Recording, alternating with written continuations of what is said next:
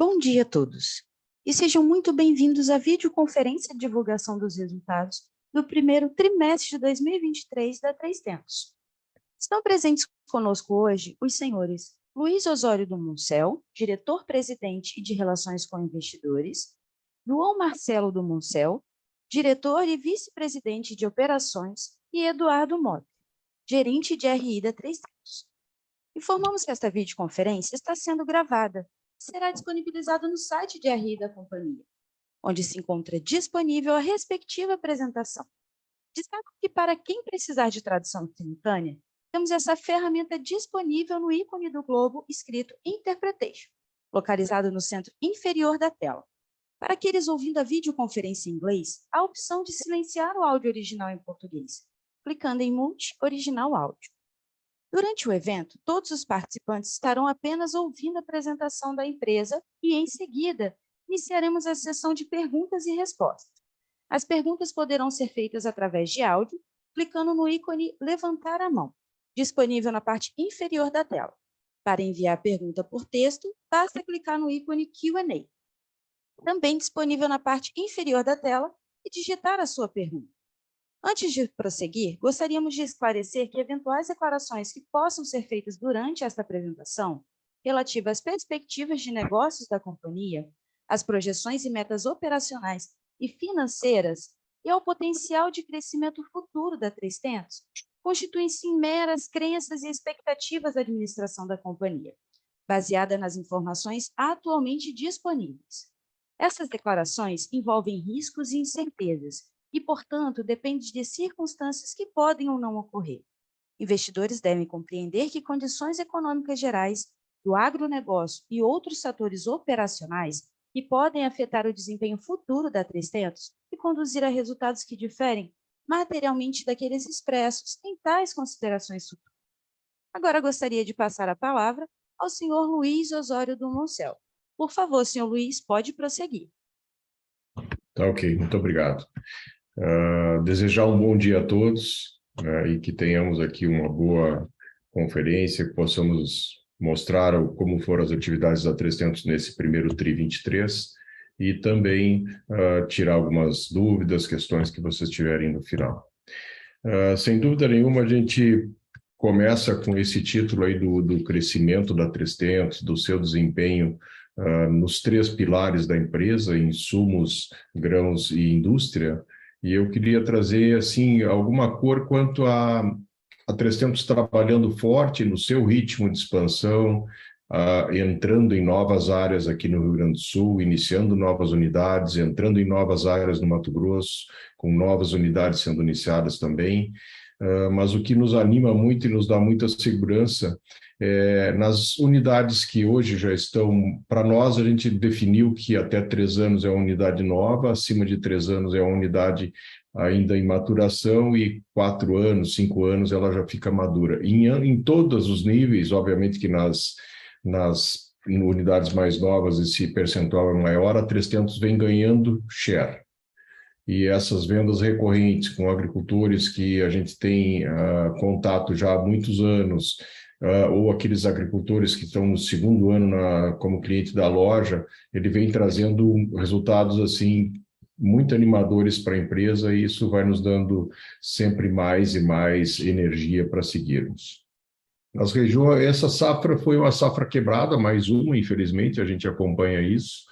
E ainda não se tem no Rio Grande do Sul um número final de estimativa de produção geral de grãos para o estado, mas já se afirma uma safra maior do que a do ano anterior, e nós, no campo, em todas as unidades e circulando as unidades 300 no estado, nós identificamos a grande diferença em relação ao ano de 22, nessa mesma época, que este ano nós não temos uma seca que pegou parelha, assim, em todo o estado. Ela foi uma estiagem manchada, então tem regiões do estado, como o Noroeste Gaúcho, infelizmente, ficou bastante desabastecido de chuva, mas as regiões centro, norte e mesmo o litoral foram assim chuvas regulares a boas, nós temos produtividades normais em muitas regiões do estado, então essas diferenças foram identificadas neste ano e isso traz uma irrigação melhor de produção e uma distribuição diferente da do ano passado, quando foi tudo muito seco. O milho no MT, ele vem trazendo uma diferença para nós, assim, em termos de 300, que é realmente a gente estar negociando, ou seja, enquanto nós estamos aplicando defensivos ou proteção de cultivos aqui no Rio Grande do Sul para a cultura da soja, janeiro, fevereiro, nós estamos iniciando o plantio de milho lá, então é o final da comercialização de semente, já são as compras das proteções de cultivo do milho. A 300 está tendo, ao longo desse tempo, já nessas duas geografias, Rio Grande do Sul e Mato Grosso, uma distribuição que a gente já identifica que realmente a 300 vai ser esse parceiro 365 que a gente sempre fala. A gente vai estar de 1º de janeiro a 31 de dezembro, em vários momentos desses estados, fornecendo produtos, fornecendo insumos, originando grãos e, no caso da soja, tendo a possibilidade de industrializar. Então, o milho veio trazer uma grande importância nisso, e nesse primeiro trimestre, sem dúvida nenhuma, ele contribuiu muito, principalmente na venda de fertilizantes. A indústria do MT, a gente tem divulgado, talvez muitos de vocês já tenham olhado algumas fotos, a gente tem compartilhado com alguns amigos, enfim, ela está no finalzinho, está pronta, eu diria, mas ainda em fases de liberação de licenças, aguardando os órgãos legais ali para as partes finais ali, depois que fica pronta para as últimas vistorias. A gente está bem animado que em breve a gente vai estar já aptos à emissão da nota fiscal e iniciar então a produção de farelo, óleo e casca num primeiro momento, e logo na sequência, depois das revisões da parte dos combustíveis ou da ANP, a gente também tenha condições de embarcar biodiesel. Então, nosso otimismo quanto a isso, ele é total. E com isso, obviamente, que a nossa expectativa para 2023, ela é muito boa, né, porque estamos superando esse momento climático, ou o segundo momento climático difícil no Rio Grande do Sul. O trigo, o ano passado, a gente comentou aqui na conferência anterior, o trigo ano passado foi muito bom e nos trouxe trouxe condições da gente mitigar e diluir esse prejuízo que nós tínhamos só na soja. O milho ajudou para o agricultor para pagar suas contas, para ele antecipar uma conta vencida, e também ajudou, obviamente, para ele comprar mais insumos. E estamos prestes a plantar mais uma safra que agora já no mês de final de maio, início de junho começa, até o final de junho está tudo plantado, e outubro, novembro começa a colheita do milho. E daí, nesse momento, a gente já estará plantando milho e soja novamente aqui, e soja no Mato Grosso. Então, uma expectativa boa. O El Niño chegando aí já é não digo uma certeza, que de clima a gente nunca tem certeza, né? Mas o El Niño chegando, isso obviamente vai dar condições para que o Brasil colha mais um ano uma safra recorde, e aí sim com o Rio Grande do Sul tendo a sua condição total. No próximo slide, a gente destaca os números financeiros, né? Não vou me deter, mas na receita, sem dúvida nenhuma, o reflexo, mesmo num ano de estiagem, mesmo num ano de preços já com tendências menores no primeiro TRI, e já caindo tanto em insumos quanto em commodities de grãos, a gente vê a 300 crescendo nessa receita, nessa primeira linha, na receita operacional lucro líquida, e isso é em função do que eu falei inicialmente aqui na minha fala, que foi essa atuação do time 300, fazendo nas lojas novas, nas lojas em maturação e nas lojas maduras, um trabalho diferenciado, levando o ecossistema, e o produtor aceitando isso, aceitando, querendo, participando, e ele sentindo que ele está tendo resultados na sua propriedade. Isso faz com que a gente realmente entre nas novas geografias, e marque a 300 como viemos marcando ao longo desses anos. E aí a gente vai andando por aqui, o que realmente chama a atenção é o lucro líquido, né? Que esse crescimento de 113%, e que a gente fica também muito animado com esse resultado, né? Nós continuaremos focados nessa gestão, continuaremos focados nessa execução, para que a gente consiga continuar entregando cada vez mais resultados. Eu chamaria agora, se no próximo slide, o João Marcelo para comentar conosco aí sobre os destaques operacionais. Bom dia, pessoal. Eu acho que nessa linha, nesse caminho que o Luiz vinha traçando, os números financeiros, obviamente que eles têm os porquês, né? E a gente aqui traz luz aqui sobre alguns destaques operacionais desse primeiro trimestre de 23, né? Então, vocês podem ver ali, tivemos volumes muito consistentes aí, comercializados, aí, volumes recordes em 3 produtos, né? No milho, no trigo e no biodiesel. Foram números muito fortes nesse primeiro trimestre. Então, logicamente, aqui considerando volume, mas obviamente com o devido reflexo em faturamento. Nós tivemos também, que foi um destaque importante, as indústrias no Rio Grande do Sul, tanto a indústria de Ijuí quanto a indústria de Cruz Alta, né, trabalhando um trimestre aí com as capacidades bem tomadas. Então, as duas indústrias trabalharam aí todo o trimestre, né, com capacidade quase cheia, e isso aí trouxe um processamento aí de próximo a 300 mil toneladas, né, o que é um incremento importante aí em relação ao primeiro tri do ano passado, também nesse aspecto aí das indústrias, no que tange a volumes. O MT, né, também outro destaque operacional, ele representou já no trimestre 20% da venda de insumos, né, e isso segue a linha que a gente já tinha discutido na apresentação dos números do quarto tri de 22, onde, se vocês lembram, alguns de vocês certamente lembram, nós já trouxemos o fechamento, o Mato Grosso fechou o 22 com 13% de participação na venda de insumos, e já o trimestre agora fechando em 20% da participação. Ou seja, reforça e fica muito nítido aqui como assim, esse crescimento lá vai nos ajudar a crescer a empresa como um todo e atingir aí esses níveis maiores aí de volumes, de financeiro, de resultados, né?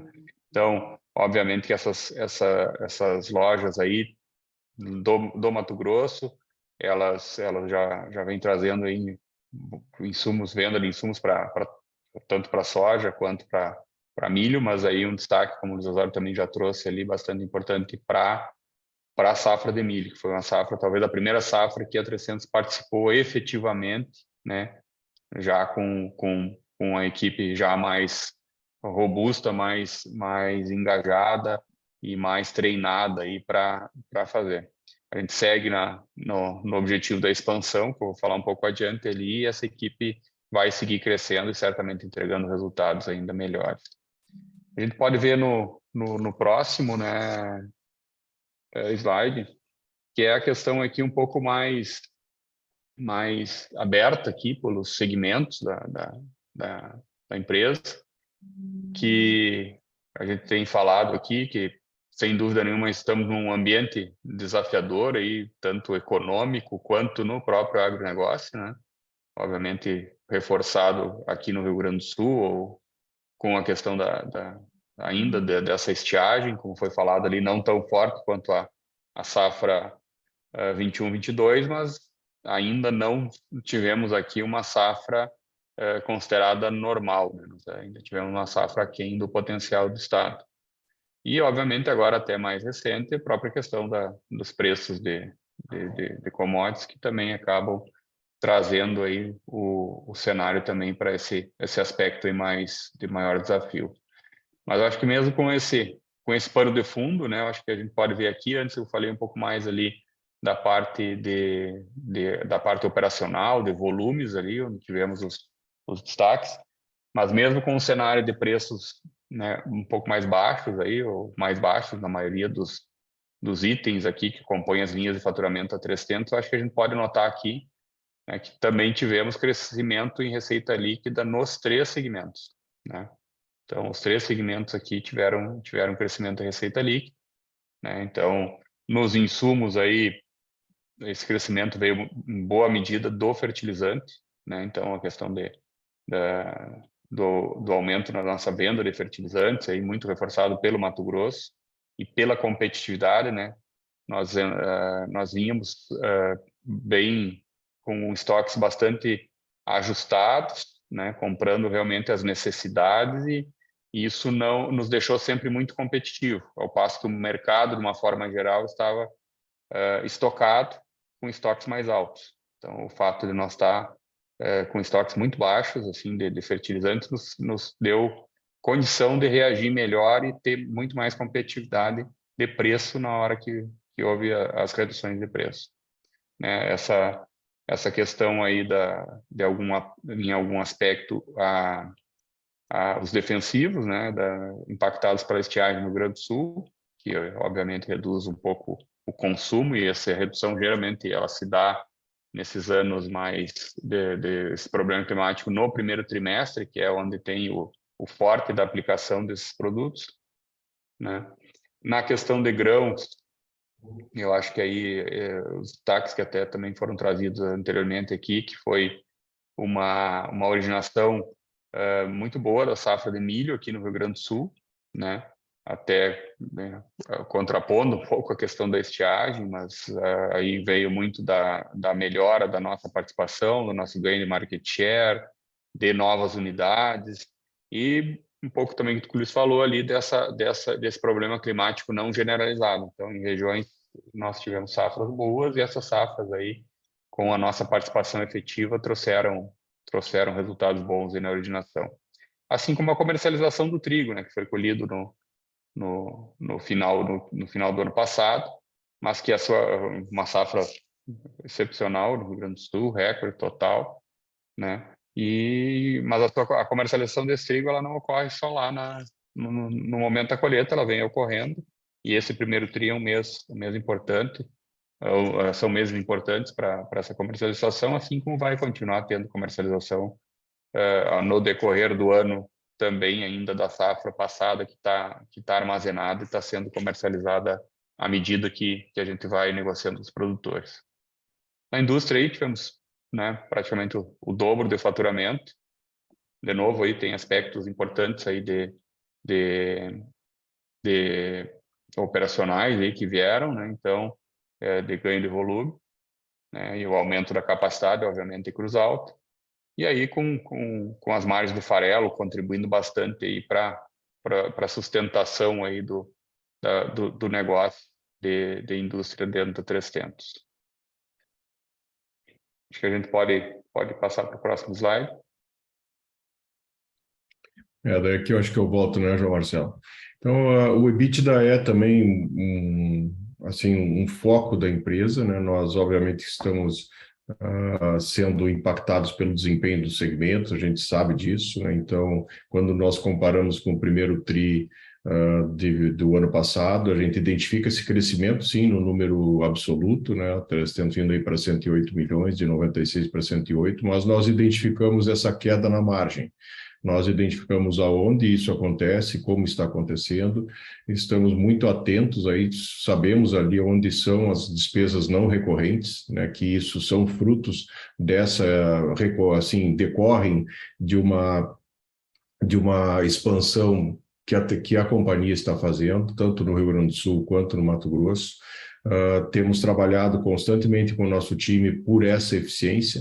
Nós temos um mercado, sim, muito competitivo, cada vez mais competitivo, e quando se entram em ondas como uma estiagem ou como quedas de preço, nós temos que trabalhar de acordo com o mercado, no nosso estilo, com os nossos valores, mas sabemos que não podemos ficar fora.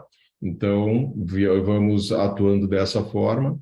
identificamos sim a nossa melhora, a nossa eficiência, quando a gente vê um lucro bruto aí que foi de 254 milhões e que teve uma redução em relação ao mesmo período do ano anterior de 2% e no EBITDA de 1,5%. Aqui, por exemplo, né, tem tantos pontos que juntos, com mais profundidade, a gente identifica, a gente pode aqui identificar já uma melhora de performance e a 300 entregando mais eficiência. A gente tem convicção que isso vai continuar cada vez mais. Somos focados nessas despesas gerais e administrativas ali no SG&A, e essa despesa de vendas, a gente, devido a essa expansão, sabe que está fazendo para que a gente possa estar cada vez mais atuante, entregando um trabalho cada vez melhor. No próximo slide, a gente vai ver a força do nosso modelo de negócio, né? Que ele precisou um maior capital de giro sempre nesse primeiro TRI, é uma preparação para a safra de verão, para a comercialização, mas a necessidade nesse ano, com o atraso do plantio que nós tivemos, com o atraso consequente da colheita e um ritmo de comercialização menor do cliente, ele está fazendo de forma mais escalonada, mesmo que esse preço esteja em queda, às vezes o produtor para aqui porque ele começa a olhar o insumo e o grão, e se ele vê a relação de troca, ele vai acompanhando essa relação de troca para que a partir daí ele possa fazer a comercialização do seu grão ou a compra do seu insumo no momento que ele decida fazer a melhor, a relação que ele julgue a mais adequada. A gente, obviamente, o nosso time técnico, comercial, de assessoria, está sempre fornecendo e passando informações, mas a decisão final sempre é do produtor. Os preços mais baixos das commodities, do soja principalmente, ele traz para a indústria a visão de um segundo, de um terceiro TRI, de uma recuperação. Nós já identificamos no slide que o João Marcelo comentava ali, mesmo sendo menor a margem da indústria percentual em relação ao primeiro TRI 22, o primeiro TRI 23 já é melhor que o quarto TRI 22, o terceiro TRI 22, então já estamos identificando esse crescimento, essa melhora nas margens, que são os ciclos que a 300 navega dentro do agro, que são quase todos eles, né? E a gente sabe muito bem andar nesse meio. É o ritmo de fixação, nesse slide aqui que eu quero trazer para vocês, os preços caindo e a indústria permanecendo, no meu entendimento, assim, como uma parte fundamental dentro desse ecossistema. A indústria, ela vai dar essa continuidade, ela vai dar essa estabilidade que uma empresa como a 300 precisa. E ela vai estar de janeiro a dezembro e ela vai estar, obviamente, acompanhando esses ciclos de produção, oferta e demanda. Ressalto aqui também a nossa capacidade de gerar caixa, que é um assunto que a gente conversa quase que em todas as nossas conferências e os nossos encontros com os investidores, com os acionistas 300, e esse ano mesmo com a distribuição de dividendos, enfim, o nosso cálculo de dívida líquida ficando nesse patamar também nos dá muita segurança. E reafirmo a vocês, isso é gestão, não é nada por acaso, é muita atenção, muita dedicação, e os números acontecem dessa forma.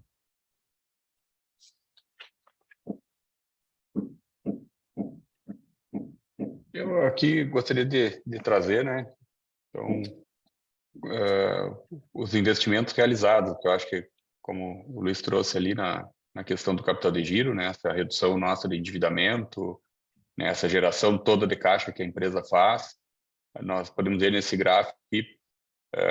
Primeiro, eu quero destacar que a foto é a foto lá de Vera, da indústria de Vera, né? Então, lá no Mato Grosso, ela está já com as partes operacionais já funcionando, né? Como foi falado antes aqui, ela só aguardando aí algumas poucas vistorias finais aí para o licenciamento final e aí sim poder produzir a pleno e e já comercializar os produtos. Então, é uma obra aí que tem menos de 24 meses, né? Nós estamos aí há 19, 20 meses trabalhando. Era um terreno, era um greenfield total. Hoje tá já esse complexo aí pronto. Então, realmente é bastante animador e traz uma perspectiva muito importante e muito segura para nós aí quanto a esses incrementos aí de operação, de volumes e principalmente de resultados. E aí vocês podem observar ali a nossa curva de CAPEX, né? Então, desde do evento do IPO, né, dentro do plano de negócio que tinha sido estabelecido lá, que seria a construção da indústria, a abertura de lojas no Mato Grosso, no Rio Grande do Sul, é fundamental, assim, eu acho que é importante essa entrega toda ocorrendo, né? Toda ela dentro dos prazos, algumas coisas até adiantadas. E eu destaco aqui a própria questão do Mato Grosso, né, onde nós tínhamos uma previsão de 8 lojas até o final de 2025, e tudo indica que agora, ao final de 23, nós já iremos estar com essas lojas aí todas em funcionamento. A gente está aqui com um finalzinho também de construção e já com armazéns ficando apto para o recebimento da safra de milho, que começa agora em final de maio, né, em Alta Floresta, em Portos Gaúchos, né, a unidade comercial de Sorriso também em fase final de construção. Então, sem dúvida nenhuma, aí as entregas estão ocorrendo. No Rio Grande do Sul também, todas essas 5 unidades que foram planejadas, todas operacionais, todas receberam soja já na safra que está terminando, né? E partindo aí daí, obviamente, para os novos ciclos de investimento, para a conclusão já desse programa que foi estabelecido lá no IPO, onde nós tínhamos, como eu falei antes, ali o horizonte de 2025, mas que aí com um time muito engajado aí, com todo mundo pegando junto e com aí os operacionais aí funcionando, nós certamente vamos estar fazendo essa entrega com alguma antecedência importante em relação ao plano. Acho que pode passar o próximo slide. Aqui tu pode voltar, né, Lúcio? Sim. Não, aqui é um slide que hoje eu acho que também eu gosto muito aqui de ver. Eu acho que ele representa muito a possibilidade que nós temos como 3tentos, assim, com esse trabalho que a gente faz integrado, criando sinergia entre os negócios, entre os setores, entre as pessoas que trabalham na empresa, entre os clientes, nós acabamos tendo retornos muito bons. Nós estamos num momento de investimento alto, obviamente, principalmente com a fábrica no Mato Grosso, e são momentos agora que a gente já está enxergando, já começa a identificar como que vai ser, mas dentro desse slide, os números estão aqui conosco, né? Todos estão vendo. Eu queria ressaltar o foco da empresa, uma empresa focada em crescimento, uma empresa focada em margem / eficiência e um trabalho muito forte na comunicação da cultura para executivos, administrativos, operacionais e comerciais. Ou seja, desde que essa estratégia, ou de uma estratégia formada aqui, como ela vem sendo desenvolvida durante toda a empresa e chega na linha de frente lá naquele técnico consultor que vai estar numa propriedade ou recebendo um produtor na loja 3tentos ou nas unidades 3tentos no caso de grãos. E a gente tem a certeza da importância de criarmos sinergias. Nós temos muitos pontos de contato com o nosso cliente. E cada ponto de contato, ele entrega valor para ele. E isso vai gerando cada vez mais resultado, mais confiança na relação cliente-empresa, empresa-cliente. E essa sinergia que nós conseguimos formar dentro da companhia vai nos trazer, está nos trazendo, sempre nos trouxe e está nos trazendo cada vez mais resultados. E aqui, obviamente, que ficaremos com esses dois indicadores para a gente ir avaliando trimestre a trimestre, mas o ROIC aí tem uma possibilidade de crescimento muito grande. E o nosso foco é realmente esse. Uma empresa que gera valor para o cliente, consequentemente, nós vamos estar inseridos nessa produção de alimentos que não para, não vai parar. Ela pode ir mudando de um jeito, tendências para um lado, para o outro, mas não para. E a 360 é uma empresa atualizada, com uma vontade de inovar muito grande, e uma empresa que está sempre buscando mais e mais agilidade. Então, isso vai nos dando confiança por estarmos focados em dois setores, um mundo passando por uma transição energética que não vai ser num ano, pá, está resolvido. Vão ser 20, 30, ou talvez nós nunca pare de ir mudando as fontes energéticas que vamos buscar cada vez mais limpas no mundo inteiro. E a necessidade de alimentos, ela é constante, a demanda é crescente sempre. Às vezes só as curvas, os ciclos, às vezes mais, às vezes menos. O nosso compromisso como empresa, como membros desse time, é realmente manter essa coerência, manter esse conservadorismo, mas sem tirar os olhos do futuro. Então, continuaremos nesse foco de crescimento, de margem, de gestão e, obviamente, com muita eficiência sendo atingido. Acho que eram esses os nossos comentários. Temos um último slide aqui das perspectivas. A gente está muito confiante para 2023 nos três segmentos que a empresa sintetiza o seu trabalho: insumos, grãos e indústria. Nós temos as lojas para serem abertas no Rio Grande do Sul e Mato Grosso, dando continuidade ao plano de IPO que logo, logo vai estar entregue, contribuição de serviços financeiros e digitais. No caso dos grãos, a gente muito focado não só nessa expansão, na construção das unidades novas, mas com o João Marcelo aqui, eu vejo muitas vezes ele liderando o time para toda a manutenção, todo o cuidado que nós temos com as unidades já da 300 para que a armazenagem, o controle, a aeração, termometria, tudo isso fique cada vez melhor e nós tenhamos produtos cada vez melhores sendo disponibilizados para a nossa indústria ou para a industrialização em fábricas de ração, por exemplo, ou moinhos de trigo. E a indústria, então, é esse crescimento. Estamos agora logo pertinho aí para atingir esse incremento de mais 65%, quando entrar em operação aí a nossa indústria de Vera lá na BR-163. Realmente vai ser um marco importante para todos nós que estamos aqui nessa call. Obrigado.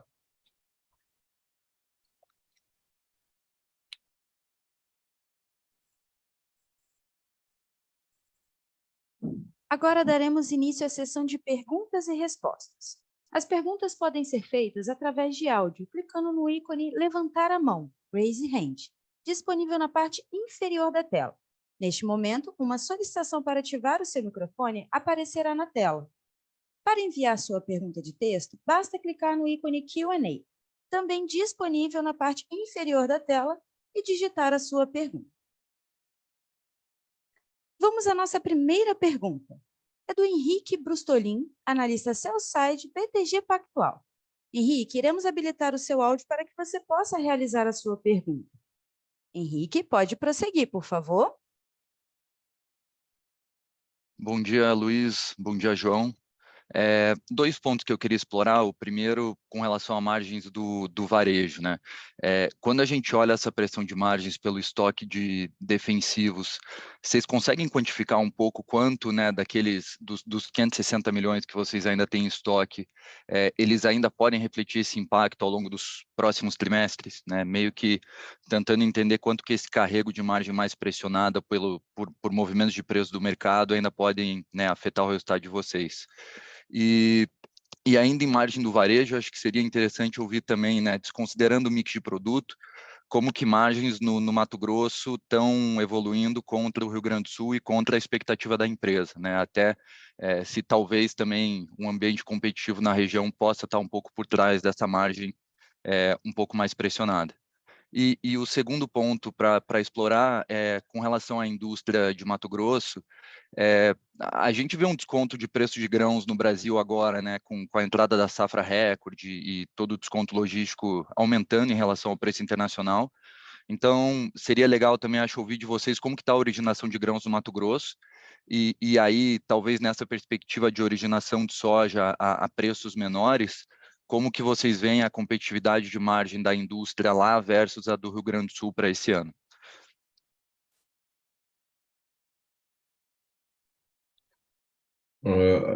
Acho que o João Marcelo tu poderia tocar as duas daí, né? Assim, Tá.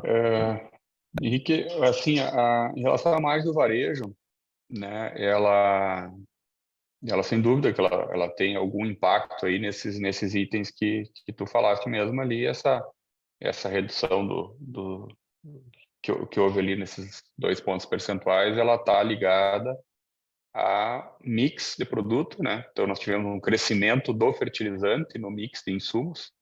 Então e fertilizante por si próprio, ele é um produto com menor margem, né, em relação à proteção de cultivos e as sementes, né, que são os outros dois que compõem ali todo o pacote de insumos. Ele tem, obviamente, que em alguma medida aí o reflexo da queda de preço. Então,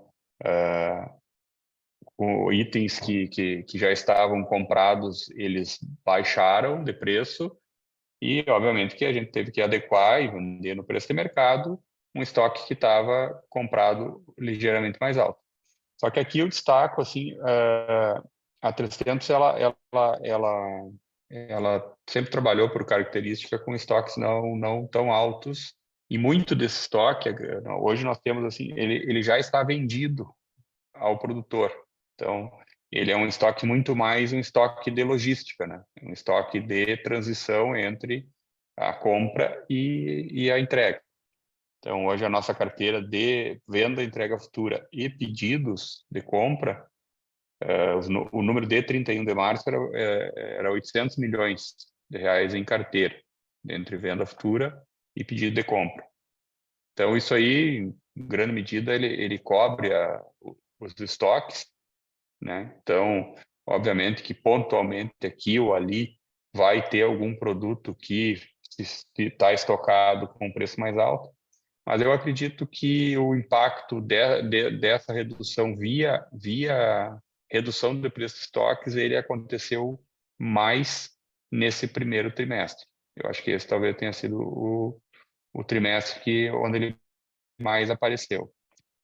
Na tua segunda pergunta, óbvio que também o MT, ele aumentando a fatia dele na pizza aí das vendas, né, do faturamento de insumos, ele traz, em alguma medida, uma margem que é ligeiramente inferior às margens do Rio Grande do Sul, que desde o início do nosso plano, estava considerado isso, né, em função, obviamente, da escala dos produtores, do mercado competitivo aí, em várias medidas, mas, obviamente, que isso também, né, só para fazer o que é o cenário dentro de uma otimização de estrutura, né? Então, tu tem estruturas mais produtivas lá, que atendem muito mais hectares, e, obviamente, que esse hectare ele deixa um pouquinho menos de margem bruta. Mas no composto, junto com as despesas de vendas, ele acaba ficando mais próximo ou quase igual ao do Rio Grande do Sul.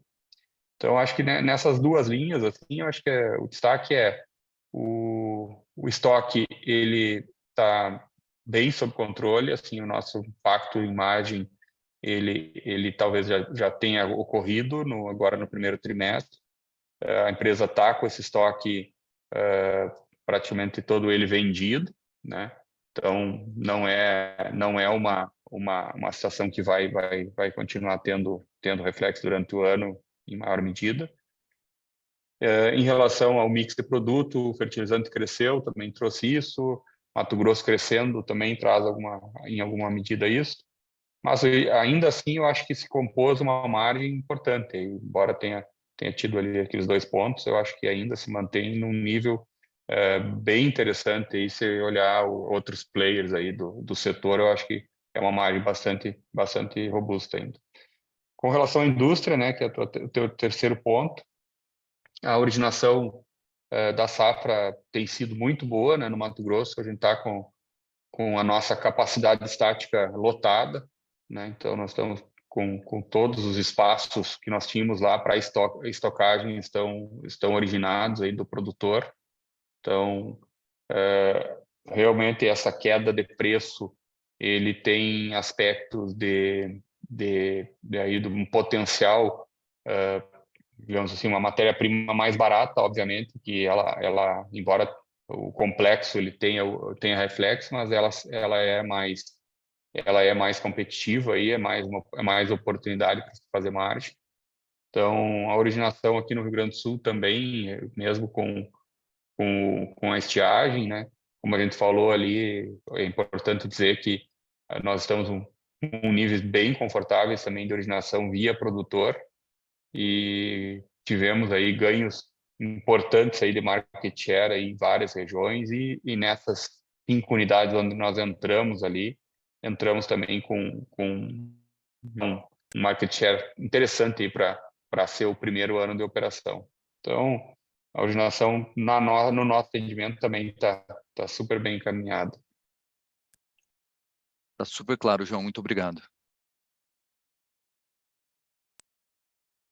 Vamos à nossa próxima pergunta. É da Isabela Simonato, analista sell-side do BOPA. Isabela, iremos habilitar o seu áudio para que você possa realizar a sua pergunta. Isabela, pode prosseguir, por favor. Oi, bom dia, Luiz, bom dia, João Marcelo, obrigada pelo call. As minhas 2 perguntas, a primeira em relação ao plano de expansão, né? Parece, principalmente no Mato Grosso, que o ramp-up do business em si, né, e a própria plano de abertura de lojas, ele tem sido uma surpresa positiva, né, para vocês. O que vocês podem detalhar, né, do próximo passo, né? Ou seja, o que tem causado, né, que tem sido os pontos de surpresa boas aí no Mato Grosso, e o que isso poderia levar a uma mudança de velocidade de crescimento na região para frente? Essa é a primeira pergunta. E a segunda, olhando para o SG&A, né, a gente entende que tem um aumento aí nesse processo que vocês estão crescendo o negócio, e que isso demora um pouco para se equacionar, né? Olhando um pouco mais a médio prazo, o que vocês veem como uma normalização de SG&A? Obrigada. Acho que eu posso tocar daqui, né, João Marcelo? Tudo bem, Isabela? Assim, muito bom estar conversando com vocês aí. Quanto ao plano de expansão, confesso assim que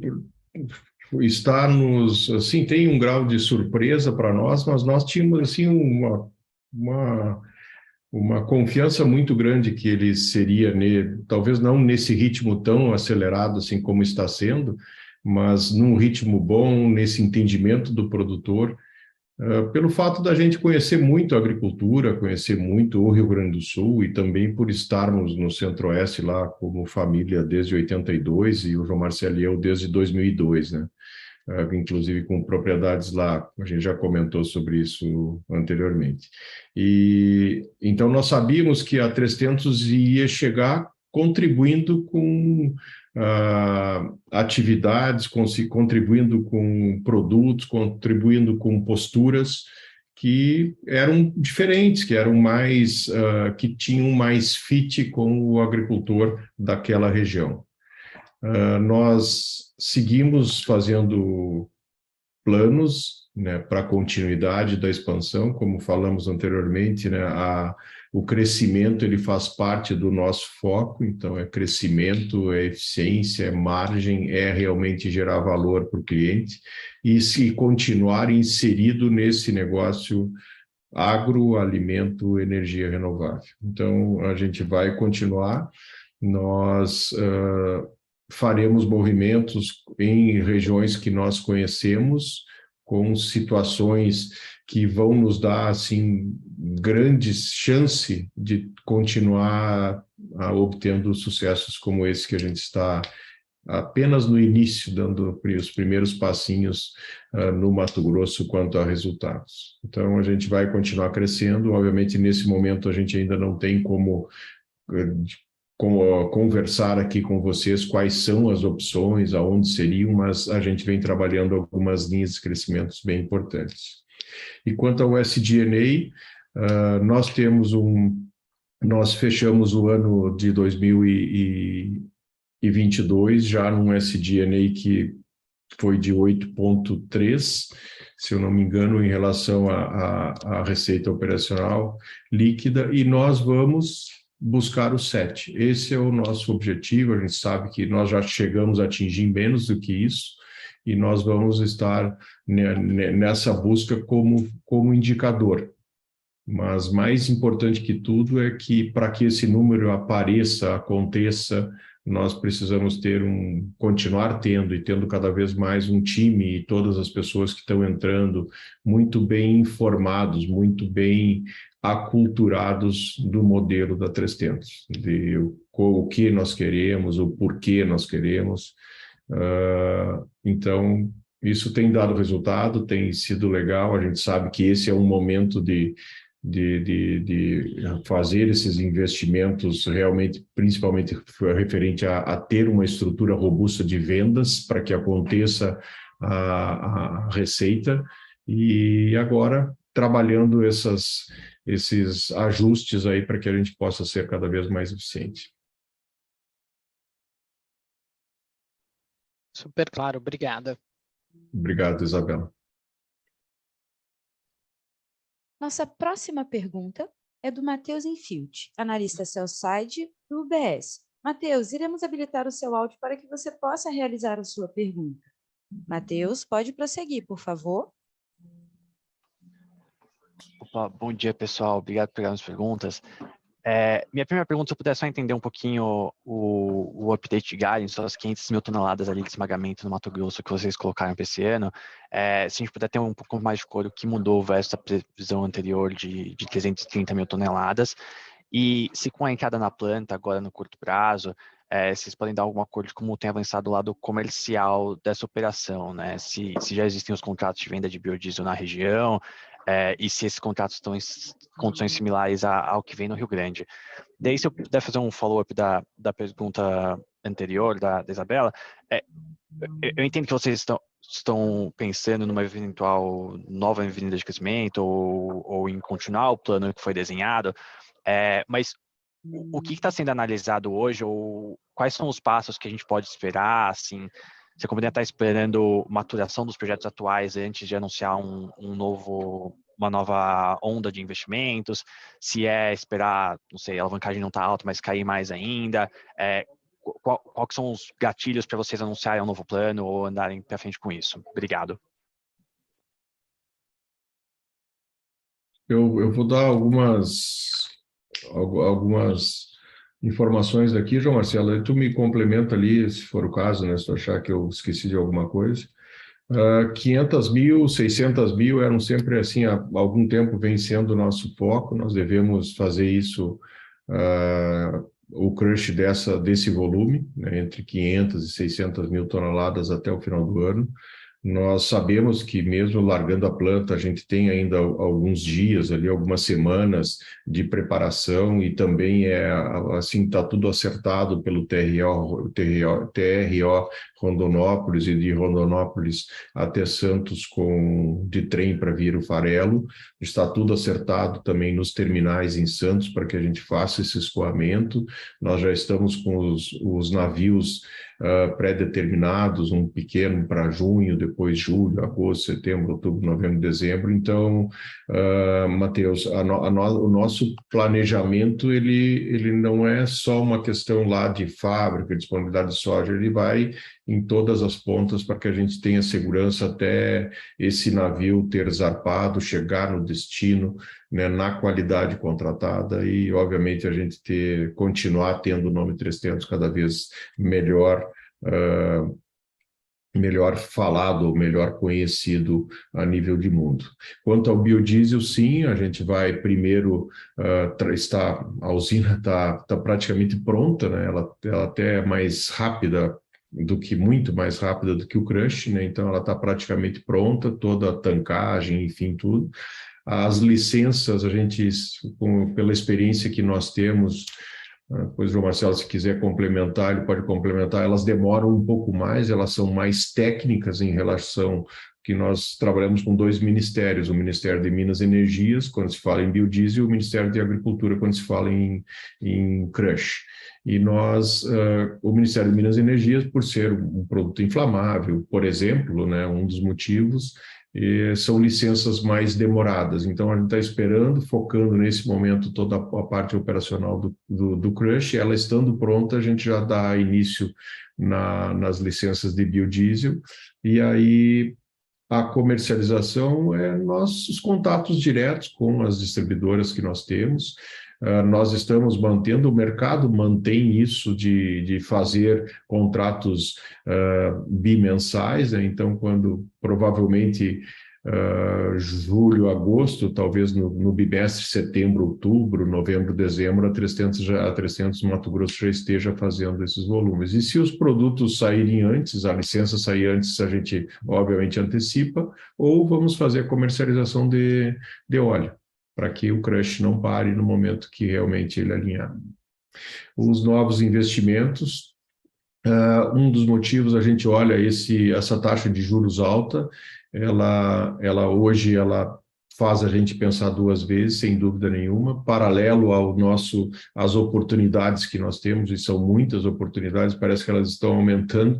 Então, com as oportunidades, nós somos muito cautelosos em fazer essa análise para ver aonde nós vamos fazer os movimentos, mas nós até agora com o Cristiano, aí, o novo CFO que está se integrando já no próximo call aí do próximo trimestre, ele vai estar conosco aqui, a gente ontem conversamos por algum período já com oportunidades dentro de uma estrutura que a gente possa fazer uma distribuição de fontes ou uma observação, distribuir da onde viriam essas fontes, para que a gente possa ter, nós temos muitos investimentos que a gente pode ter financiamento incentivado e que isso traga as taxas de juros para baixo.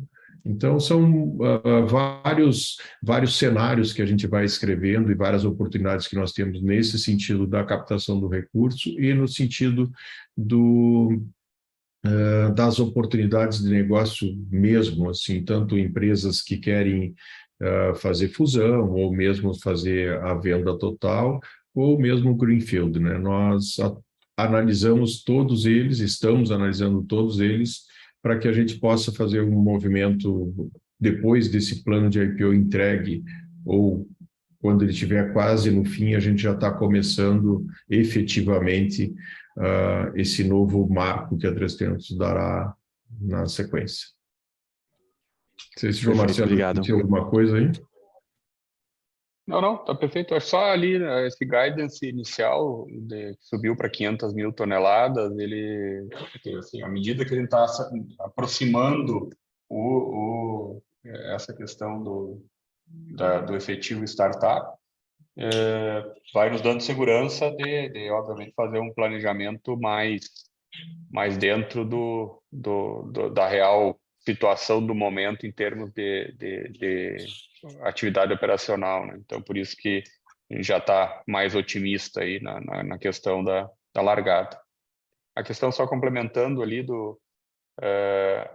o crush vai começar agora e o biodiesel nós estimamos mais uns 60 dias, porque existe uma sequência de licenças, né? Tu tem que obter uma para daí encaminhar a segunda, para encaminhar a terceira. E biodiesel tem alguns passos além do licenciamento do crush que são sequenciais, e por isso que acaba criando aí uns 30, 60 dias aí de diferença em termos de licenciamento. E daí, por hora, obviamente, como o Isadora falou, a produção a comercialização vai ser feita via óleo. Daí. Perfeito, obrigado, pessoal.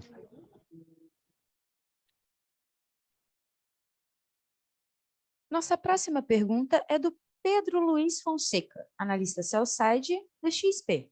Pedro, iremos habilitar o seu áudio para que você possa realizar a sua pergunta. Pedro, pode prosseguir, por favor?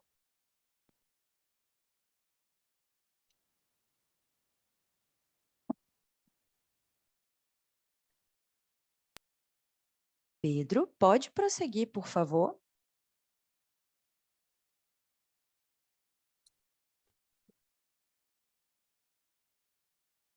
Alô, me ouvem agora? Sim, te ouvindo, Pedro. Desculpa, pessoal, o fone Não? estava falhando aqui. Bom dia, Luiz, bom dia, João, obrigado pela Bom dia. pergunta e parabéns pelos resultados.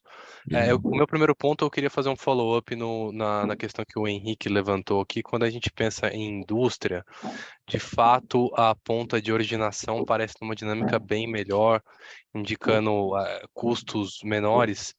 Mas também, assim, eu gostaria de saber como essa dinâmica conversa com a diminuição de preço dos derivados, né, diminuição do óleo, potencial fechamento maior de prêmio do farelo, e até como a gente pode imaginar a leitura de margem de crush pensando nos próximos trimestres, né? Já veio uma recuperação interessante no tri contra tri.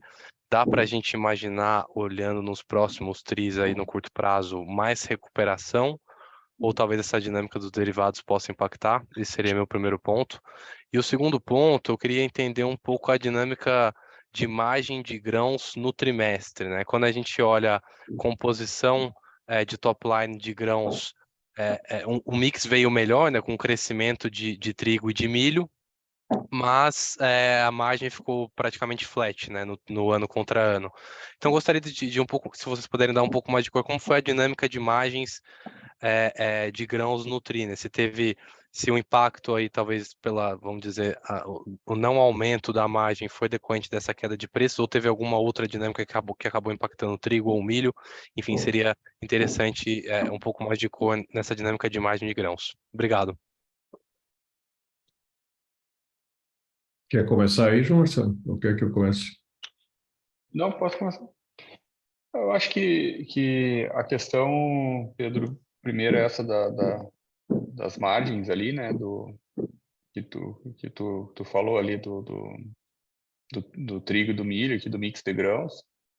Eu acho que ela está muito ligada a de fato, assim, essa queda de preços aí tendo algum impacto, principalmente aí na comercialização da soja, né?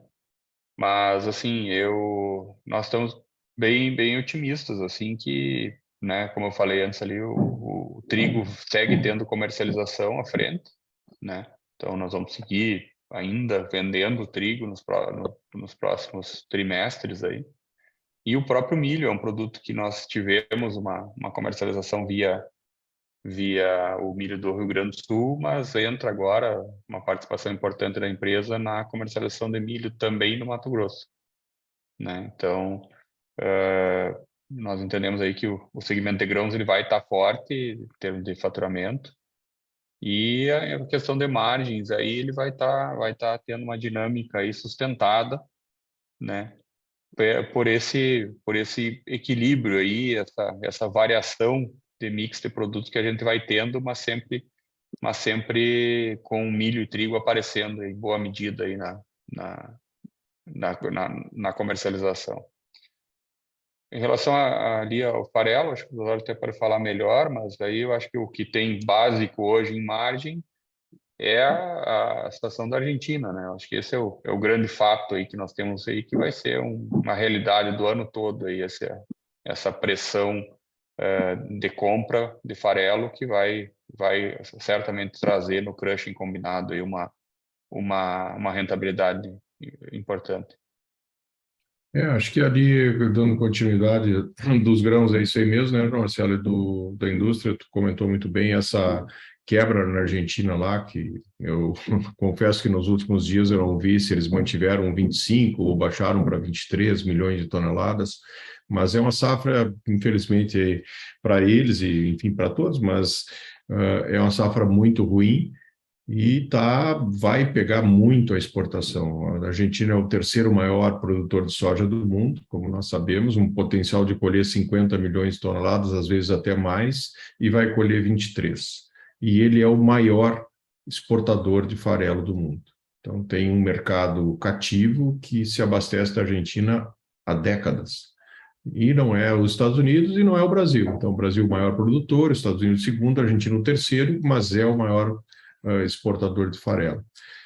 O Porto de Rio Grande tem algumas vantagens em relação a Santos e Paranaguá, em função dos top-offs. Claro que top-offs são feitos também em Paranaguá, também em Rio Grande, também em qualquer outro porto, mas pela proximidade Argentina-Rio Grande do Sul, é natural que os navios saiam com alguma carga lá, uma meia carga da Argentina, da Bacia do Plata, e venha para Rio Grande, para o Porto de Rio Grande, complete essa carga, fazendo o top-off e dando continuidade na sua viagem. Nós sabemos que isso já está afetando a questão de prêmios, já está melhorando os prêmios, e que isso deverá ser continuado durante os próximos meses, né? Então, essa é a fotografia atual, e já estamos identificando melhoras na margem do complexo soja, principalmente através do farelo. Quanto ao óleo, aqui no Rio Grande do Sul, a gente está vendendo o nosso óleo praticamente 100% nesse momento como biodiesel. Então, é a forma que nós vendemos o óleo degomado da 300, é fazendo o biodiesel, agregando uma margem em cima desse óleo. É uma margem pequena, mas é uma margem que a gente consegue ainda agregar em cima desse óleo, e é o que tem nos dado assim essa retomada de margens melhores aí, como tu falou, Pedro, e a gente tem conseguido. Estamos com assim uma expectativa bem boa, né? Tivemos somente o mês de abril até agora com B12, né? Já entramos agora no segundo mês de 12% de biodiesel no diesel. Sentimos já em abril o mercado, as distribuidoras se prepararam no janeiro, fevereiro e março, ficaram com estoques altos, e agora compraram o abril. Mas nós já sentimos uma demanda bem mais consistente, bem mais contundente do que trimestres anteriores, ou do que o ano anterior, que foi todo ele a 10%. Estamos otimistas que o 13 virá no ano que vem, depois o 14, o 15, é com esse cenário que nós trabalhamos. Perfeito, pessoal, muito obrigado. Nós que agradecemos. Nossa próxima pergunta é do Daniel Sasson, analista Sell-Side Itaú BBA. Daniel, iremos habilitar o seu áudio para que você possa realizar a sua pergunta. Daniel, pode prosseguir, por favor.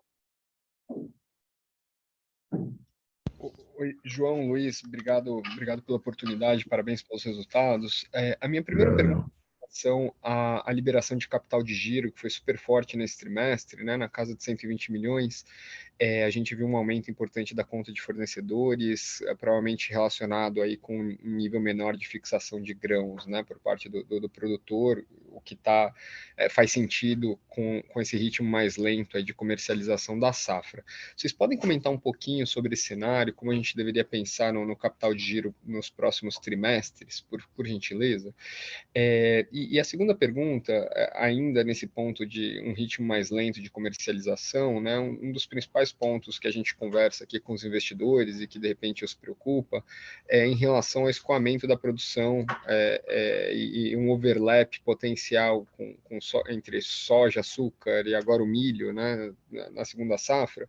Se vocês puderem comentar um pouquinho sobre o que vocês têm feito ou como vocês têm lidado com essa questão logística, se tem alguma coisa que vocês conseguem fazer para, de repente, mitigar os riscos aí de eventuais atrasos nos volumes, seria bacana do nosso lado. Obrigado, pessoal.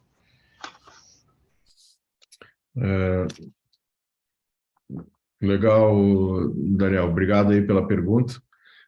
Nós vamos aqui, acho que fazer em dois aqui, a gente vai se complementando, aí nós não esquecemos de nada.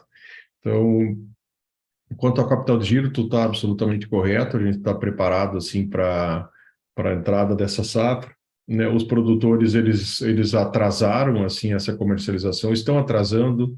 E aí eu vou dar a minha visão. A gente falou já sobre isso, o João Marcelo e eu acho que foi ontem que nós temos uma reunião sobre isso, sobre ritmos, e eu passei essa minha visão também, que o produtor não vai ter ele não vai ter agora picos, porque talvez o pico da safra de comercialização seria agora e, de alguma forma, ele está ou através de financiamento bancário ou através de uma venda, trocando uma venda de soja por uma venda de milho ou de trigo, ele está tocando a atividade dele e ele ficou preservando essa soja para fazer alguma coisa para a condução da sua própria assim atividade, sustentar a atividade e também para fazer alguma coisa de complemento para adquirir a sua próxima safra. Então eu vejo uma diluição nesse momento de comercialização do produtor durante o ano de 2023 em função dessa estiagem, que ela foi não parelha no estado, mas ela aconteceu em regiões importantes. Esse produtor vai diluindo a comercialização e ele também fica na expectativa de melhores momentos de preço, seja Chicago, prêmio ou dólar. Quanto aos fornecedores nível alto, sem dúvida, quando a gente fala em fornecedores ali, a gente tem todo esse produtor de soja, a 300 aumentando em relação ao ano passado a sua originação direto de produtor, aumentando consideravelmente, e obviamente que isso faz com que esse número suba, né, e a gente tenha esse número alto aí, que eu acredito que vá se diluindo também durante o ano, é quase que a mesma resposta.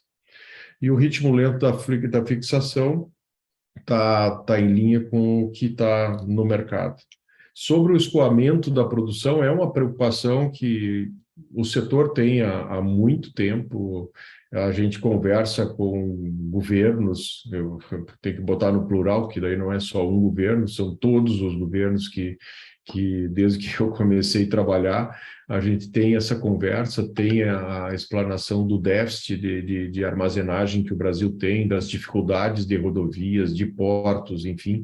Nós já tivemos melhoras, mas por um tamanho de Brasil agro, foram melhoras muito pequenas, frente a todas as demandas que existem.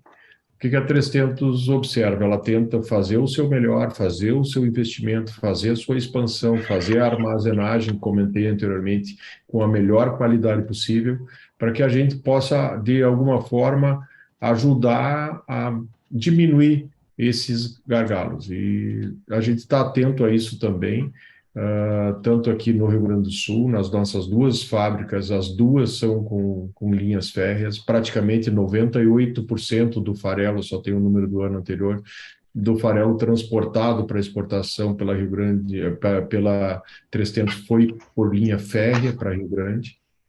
E esse ano nós continuamos da mesma maneira, vindo fortes com essa logística via trem, somos mais competitivos, e com isso, obviamente, a gente tem melhores resultados. Mas a gente precisa evoluir muito. E no Mato Grosso, nós preparamos as linhas no Arco Sul, saindo por Rondonópolis, e estamos vendo as possibilidades, parceiros, para que a gente possa trabalhar também o Arco Norte, e dependendo dos momentos, a gente sair tanto por Miritituba, Barcarena, ou mesmo Rondonópolis, depois Santos. Excelente, Luiz, super obrigado. Obrigado, Daniel. Lembrando que para fazer perguntas através do áudio, basta clicar no ícone levantar a mão, Raise Hand, que está disponível na parte inferior da tela. Ou para enviá-las via chat, clique no ícone Q&A e digite a sua pergunta.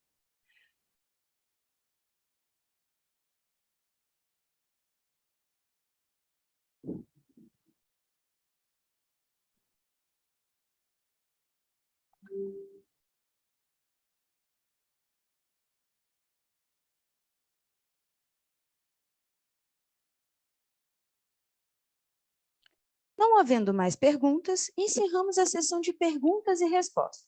E agora gostaríamos de passar a palavra ao senhor Luiz para as considerações finais. Certo, muito obrigado. Não, as considerações finais aqui é somente reforçar com vocês o que vocês já sabem muito bem, né? A nossa paixão pelo agro, da 300,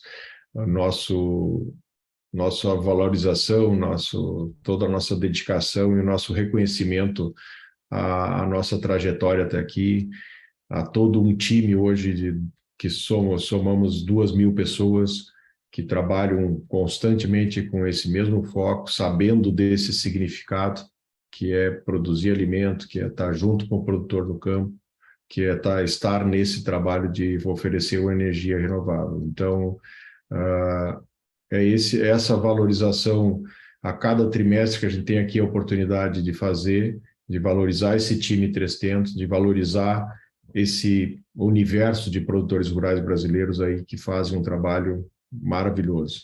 E para vocês dizer o orgulho que é para 300 estar aqui compartilhando essas informações, tendo nós aqui conversando com muitos sócios. É muito bom nós estarmos juntos e fortalecendo essa atividade cada vez mais. Muito obrigado.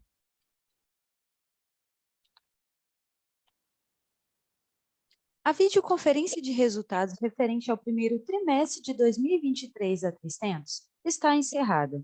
O Departamento de Relações com Investidores está à disposição para responder as demais dúvidas e questões. Muito obrigado aos participantes e tenham um bom dia.